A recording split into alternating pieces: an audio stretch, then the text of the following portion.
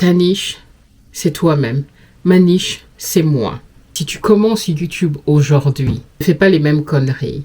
Ça sert à rien d'aller mettre des publicités partout dans 10 000 groupes qui n'ont rien à voir avec ta niche pour pouvoir avoir de l'audience, pour pouvoir avoir des vues. Ça ne sert strictement à rien parce que tu vas te retrouver avec 1000 abonnés très rapidement. Mais à la fin de la journée, ces 1000 abonnés n'en ont rien à faire de ta tête parce que ce que tu leur as servi n'était pas authentique. Ok, ça, c'est des trucs qui ne les intéressent pas forcément. Le truc qui est extrêmement important dans tous les cours que j'ai appris, dans le cours de vidIQ qui est excellent et je vous conseille d'aller le voir si vous pouvez. Et ce que je suis en train de faire en ce moment, c'est de réapprendre YouTube comme si je commençais aujourd'hui.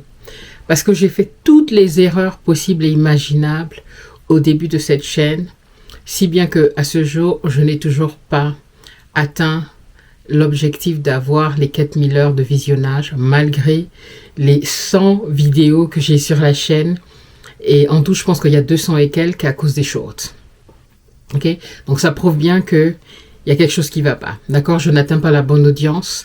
Mes vidéos en ce moment sont à moins de 100 vues.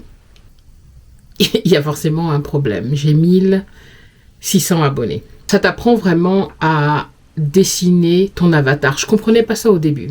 Okay? Cette histoire d'avatar et d'avoir une personne à qui tu parles en fait. Donc quand tu t'adresses à la caméra, tu imagines la personne que tu as en face de toi. Et c'est à cette personne-là que tu veux parler. Donc c'est en fait ton audience type. Okay? Moi, ce que j'avais au début... on m'a dit, il ne faut pas dire ton âge, il ne faut pas ceci, il ne faut pas cela. Mais la vérité, c'est que les gens, ceux dont j'ai envie de parler, c'est qui représente qui je suis. Donc, mon plan pour réussir en 2024 sur YouTube, c'est déjà d'avoir compris que la fameuse niche dont on parle tellement, cette niche, c'est moi. Ça, c'est une grande révélation pour moi. Pour que YouTube soit une aventure de longue durée, il faut être vrai avec soi-même. Il faut être vrai. Parce que si vous traitez de sujets qui ne vous intéressent pas forcément ou vous faites les choses juste pour suivre le trend, la mode de YouTube, mais que ce n'est pas vraiment votre dada, vous allez vous enlacer au bout d'un moment. Donc, chose numéro 1, c'est de définir sa niche. Et si vous avez comme moi un souci pour comprendre c'est quoi votre niche, c'est vous, c'est votre personnalité, c'est votre authenticité. Vous êtes votre niche number one. Donc l'avatar, les personnes que vous voulez toucher, c'est des personnes qui correspondent à vous en fait, d'accord? Puisque c'est de ceux dont vous voulez parler. Moi, je m'adresse aux femmes noires, aux femmes africaine en particulier. Pourquoi? Parce que c'est ce que je suis. Je suis une femme noire et une femme d'origine africaine. Okay? Et pourquoi ces personnes-là? Parce que c'est des personnes qui comprendront mes vidéos. Okay? Si tout d'un coup, je commence à dire Asia, ou je commence à dire parler de Ndolé, ou faire beaucoup référence à l'Afrique, ou soudainement mon accent change, et que je commence à parler, bon, je sais pas, là, je suis trop consciente, donc ça vient pas comme ça. Ok, j'ai 15 000 intonations. Donc, il y a beaucoup de mots que je vais dire qui sont très camerounais, qui est le français du Cameroun. Quelqu'un qui vient du continent comprendra de quoi je parle. Ok, comprendra mes intonations, comprendra la dualité entre...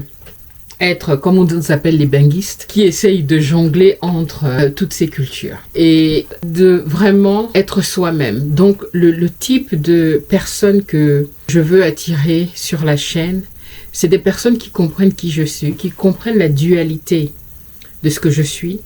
Je suis une femme de 50 ans qui est passionnée par le voyage, qui est passionnée par le développement personnel. Je suis coach, qui est passionnée par l'indépendance financière.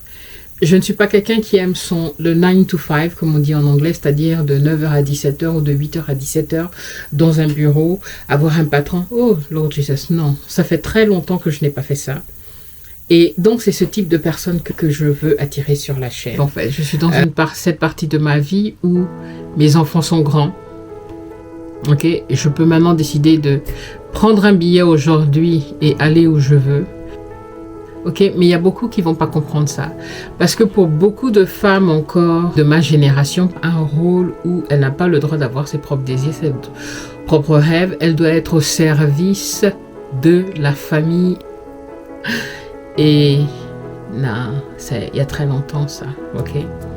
On peut être présent, on contribue, mais sans oublier soi-même, sans oublier ses rêves. Donc ça, c'est ma niche. Si ce que je suis en train de te dire, tu adhères à ce que je dis, abonne-toi, ok. Tu as trouvé ta tribe, ta tribu, ne va pas plus loin. Voilà à qui je m'adresse. Les hommes, anyway, on ne peut pas vivre sans vous, donc vous êtes les bienvenus également. En tant qu'allié, ok. Voilà. Donc, comme je disais tout à l'heure, il y a une chose, c'est que je parle énormément de fautes. Je ne le fais pas exprès, ça vient tout seul. J'avais été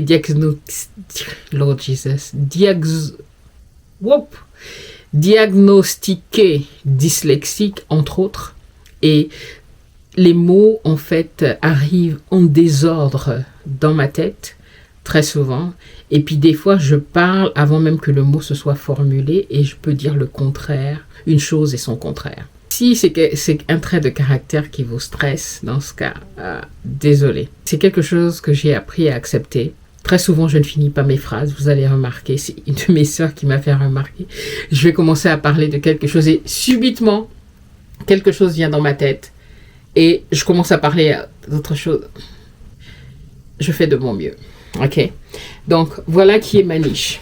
Ok, donc si tu penses pas que je suis folle et que tu penses que tu adhères à qui je suis, bienvenue sur la chaîne Jazz Nomad. Ça c'était pour la niche. Wouh, je pense que la niche, ça peut être une vidéo, peut-être que je devrais faire une série. Et ça c'est étape 1 de mon plan. Et demain on va faire étape 2, je suppose. Ok, peut-être que je vais devoir découper ça en plusieurs parties parce que sinon ça fait beaucoup de bavardage et je ne veux pas vous garder trop longtemps.